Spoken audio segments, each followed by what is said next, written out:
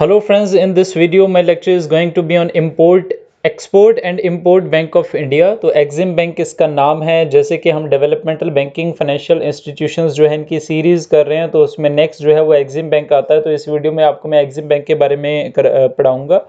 तो जैसे कि मैंने आपको business environment and international business का सब्जेक्ट है वो ऑलरेडी ओवर करवा दिया। उसमें मैंने आपको बताया था कि एक्सपोर्ट को प्रमोट करने के लिए गवर्नमेंट ने बहुत सारे जो मेयर्स थे वो उनको अडॉप्ट किया था। उनमें से एक मेयर जो बहुत ही इंपॉर्टेंट था वो था the creation of import and export bank of India. तो ये क्या चीज़ है? Export important bank of India was established in January 1982 as a statutory corporation wholly owned by government of India. तो ये एक कॉरपोरेशन है जो गवर्नमेंट की ऑन्ड है। ये 1982 में एस्टेब्लिश की गई थी with the purpose of providing the assistance to exporters so that our exports could be increased. तो हमारी जो एक्सपोर्ट्स हैं, हमारे इंडिया की एक्सपोर्ट्स, उस चीज़ को इंक्रीज़ करने के लिए किसी भी तरीके की, चाहे वो फाइनेंशियल हो, चाहे वो टेक्निकल हो, चाहे वो प्रमोशनल हो, चाहे वो किसी तरीके की भी असिस्टेंस हो, प्रोवाइड करने के लिए एक सेपरेट इंस्टीट्यूशन की ज़रूरत थी।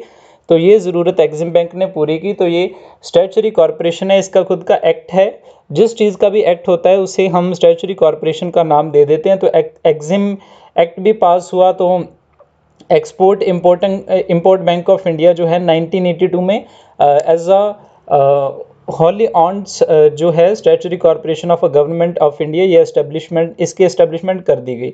तो इसके बेसिक ऑब्जेक्टिव्स क्या हैं? देखिए, इसके बेसिक ऑब्जेक्टिव्स जो फॉरेन ट्रेड के साथ ही रिलेट करते हैं, तो बेसिकली वो एक्सपोर्ट्स के साथ डील करते हैं। तो इसके बेसिक ऑब्जेक्टिव्स में सबसे पहले आ जाता है, it ensures the integrated and coordinated approach to solve problems of exporters को जितने भी प्रॉब्लम्स हो रही हैं, चाहे वो प्रमोशनल के रिगार्डिंग हो, चाहे वो असिस्टेंस के रिगार्डिंग, फाइनेंस हो, किसी भी तरीके की कोई प्रॉब्लम उनको फेस कर रहे हैं वो, तो उनको सॉल्व करने के लिए ये इंटीग्रेटेड अप्रोच ये अडॉप्ट करते हैं। तो नेक्स्ट अप्रोच में हमने ये पढ़ना है कि to provide special attention to export of capital goods के लिए स्पेशल अटेंशन जो है इन्होंने प्रोवाइड करने की कोशिश किया। उसके बाद इन्होंने प्रोजेक्ट एक्सपोर्ट्स जो है उनकी एनकरेजमेंट के लिए इन्होंने बहुत कदम उठाए हैं। उठाना इनका पर्पस ऑब्जेक्टिव रहा, उठाए भी हैं। तो नेक्स्ट है to finance Indian joint venture abroad. India के जितने भी जॉइंट वेंचर्स हुए हैं अब्रॉड में इंडियन कंपनीज ने जो किए हैं, उनके रिगार्डिंग कोई किसी भी तरीके की कोई भी असिस्टेंस है तो वो एग्जिम बैंक प्रोवाइड करवाती है। उसके बाद to undertake and finance the export of technical consultancy services. इस तरीके की कोई सर्विसेज है उनका एक्सपोर्ट करने के लिए जितनी असिस्टेंस की ज़रूरत होती है एक्सपोर्टर्स को, वो भी प्रोवाइड करवाना एग्जिम बैंक का मेन ऑब्जेक्टिव था। तो इसके साथ ही to deal in foreign exchange में डील करना भी इनका ऑब्जेक्टिव है। तो इसके साथ to render international merchant banking services. तो इंटरनेशनल लेवल पे जो मर्चेंट बैंकिंग की सर्विसेज हैं, जैसे पोर्टफोलियो मैनेजमेंट हो गया, इशू मैनेजमेंट हो गया, इस तरीके की सर्विसेज प्रोवाइड करना भी इनका ऑब्जेक्टिव है। उसके बाद रीफाइनेंस फैसिलिटी, अगर किसी को दोबारा फंड्स की ज़रूरत होती है किसी इंस्टीट्यूशन को जो एक्सपोर्टर है इंडिया में, तो उसको रीफाइनेंस की जो फैसिलिटी है वो प्रोवाइड करना। उसके बाद to extend buyers credit and lines of credit, buyers के लिए क्रेडिट प्रोवाइड करना भी इनकी रिस्पॉन्सिबिलिटीज़ है। Credit to parties outside India. उसके बाद to tap domestic and overseas market for resources for undertaking developmental and financing activities in the sphere of exports. तो इस तरीके से वो कई सारे जो रिसोर्सेज हैं वो उनके ऊपर नज़र रखते हैं अपनी, कि किस तरीके से हम जो है डेवलपमेंटल एंड फाइनेंसिंग एक्टिविटीज़ जो हैं एक्सपोर्ट के फील्ड में हम अपने इंडिया में परफॉर्म कर सकते हैं। इसके बाद इनके जो ऑब्जेक्टिव्स हैं उनको पूरा करने के लिए कुछ एक फंक्शंस ये परफॉर्म करते हैं, तो मैंने वो स्पेसिफाई कर रखे हैं। सबसे पहले तो to undertake and finance research, ये रिसर्च करते हैं, सर्वे करते हैं, टेक्नो इकोनॉमिक या फिर कुछ और स्टडीज़ करते हैं which is in connection with the promotion and development of international trade, इसके लिए। तो इसके बाद ये टेक्निकल ये प्रोवाइड करते हैं technical, administrative and financial assistance to any kind of export और इम्पोर्ट। तो इसके बाद प्लान करना, प्रमोट करना, डेवलप करना, फाइनेंस करना, एक्सपोर्ट ओरिएंटेड कंसर्न्स जितने, जैसे हमारे स्पेशल इकोनॉमिक जोन्स हो गए या एक्सपोर्ट ओरिएंटेड यूनिट हो गए, उनको ये फैसिलिटीज़ जो है वो प्रोवाइड करना। तो इसके बाद नेक्स्ट इनका फंक्शन है to collect, to compile, to disseminate market and credit information respect of international trade. इसके रिगार्डिंग जितने भी इंफॉर्मेशन है उसको कलेक्ट करना, उसको इकट्ठा करना, डिसमिनेट करना डिफरेंट एक्सपोर्टर्स के पास, ताकि उन्हें हेल्प मिल सके और नॉलेज मिल सके इंटरनेशनल मार्केट की। ये इनके बेसिक फंक्शंस में आता है। तो जो एग्जिम बैंक्स हैं, इन बैंक जो है इसके 3 तरीके के इसने अपनी स्कीम्स या इनके अपने खुद के क्रिएट किए हुए फंड्स हैं जो डिफरेंट डिफरेंट एक्टिविटीज़ के लिए यूज़ किए जाते हैं।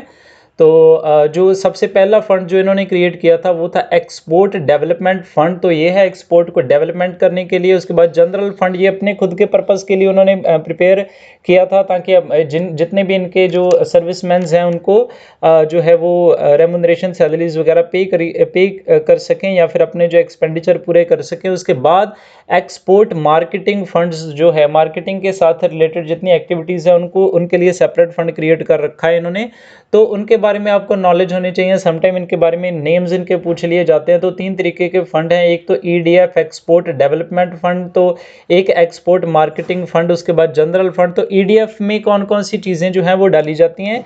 तो ईडीएफ जो है, जो एक्सपोर्ट डेवलपमेंट फंड है हमारा, उसमें हमने जो चीज़ जो है वो स्पेसिफाई करनी है।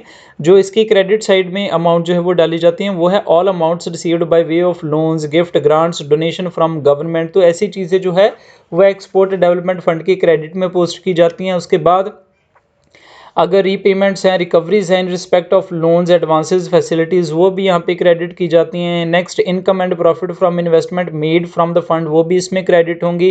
Income accruing and arising to the fund by way of interest और अदरवाइज। तो ये चीज़ें सारी की सारी जो है एक्सपोर्ट डेवलपमेंट फंड में क्रेडिट की जाती हैं। तो इसका यूज़ कहाँ पे होता है? The fund is used for grant of loans and advances for its export development activity, इसके लिए ये प्रिपेयर किया गया। उसके बाद all the receipt of EXIM bank except those which are credited to the EDF are credited to general fund. तो ये general fund जो है इसकी क्रिएशन का पर्पस ये, जो भी ऊपर जो चीज़ें नहीं फॉल करती, जितनी भी रिसीट्स हैं वो जनरल फंड में आ जाती हैं। And all payments other than those which are debited to EDF are made out of general funds. Means के जो जनरल फंड है इसका बेसिक पर्पस यही है कि जो अपने एग्जिम बैंक के जो खुद के एक्सपेंडिचर हैं, जो इनकी जो डेली एक्टिविटीज़ या किसी भी तरीके के इनके जो खुद के एक्सपेंडिचर हैं उनके लिए जो फंड क्रिएट किया गया उसे हम जनरल फंड कहते हैं। तो इसका लास्ट जो फंड है उसे हम कहते हैं EMFG, मैंने आपको बताया, एक्सपोर्ट मार्केटिंग फंड।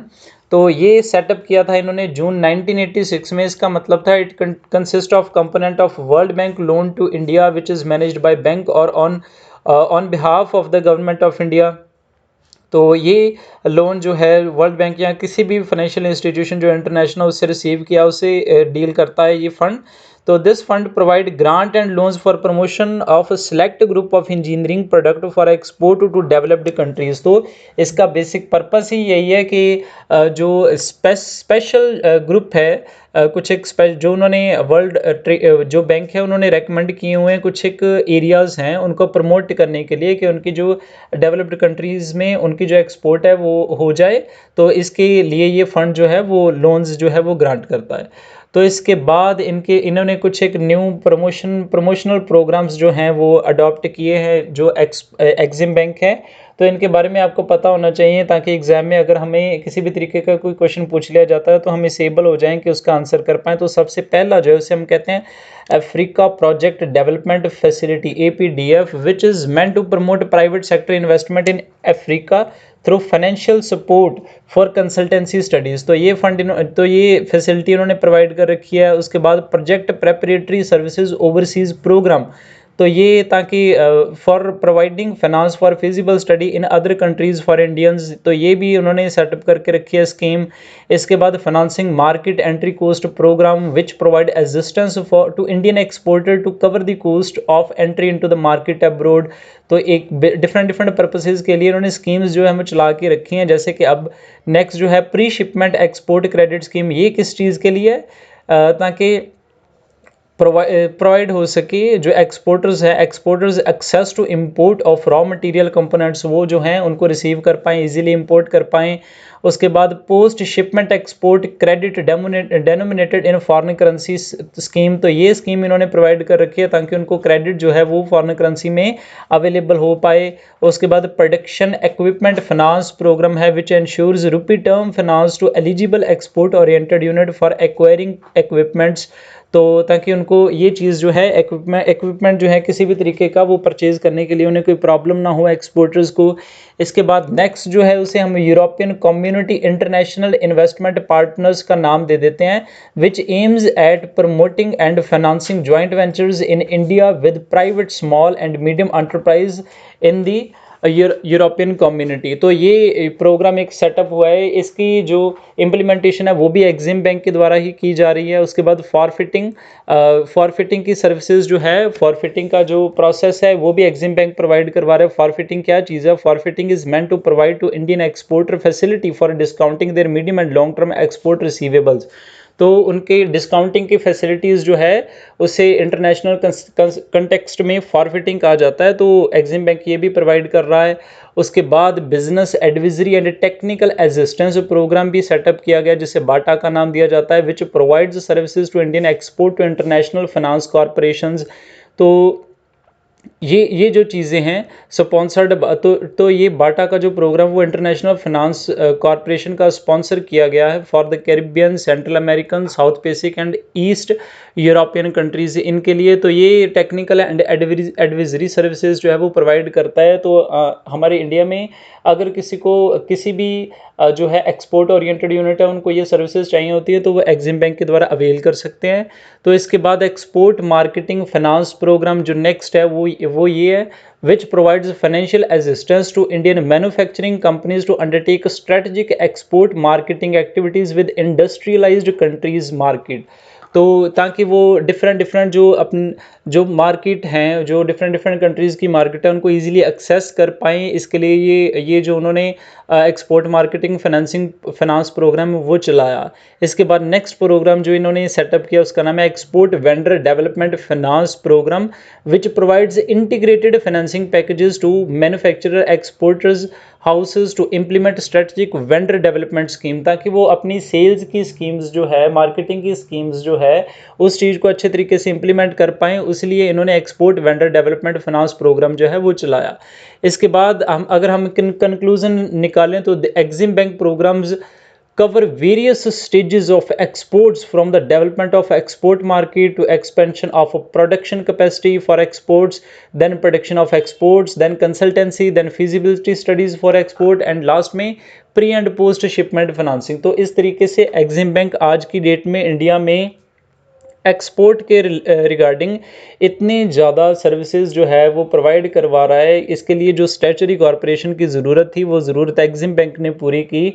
तो इस तरीके से एग्जिम बैंक जो है एक्सपोर्ट की प्रमोशन के लिए बहुत ही ज़्यादा हेल्प वर्दी रहा है। तो हमारा जो कोर्स चल रहा है उसमें डेवलपमेंटल फाइनेंशियल इंस्टीट्यूशन का, उसमें एग्जिम बैंक उसकी एक सीरीज़ का एक पार्ट था जो मैंने आपको इस वीडियो लेक्चर में करवा दिया। तो लास्ट में मैंने स्पेसिफाई कर रखा है, if you need the notes for net JRF commerce, तो यहाँ पे आप अप्रोच कर सकते हो। तो इसके बाद मैंने सभी जितने भी सब्जेक्ट्स हैं उनके जो वीडियोज़ हैं वो आपको प्रोवाइड कर रखे हैं।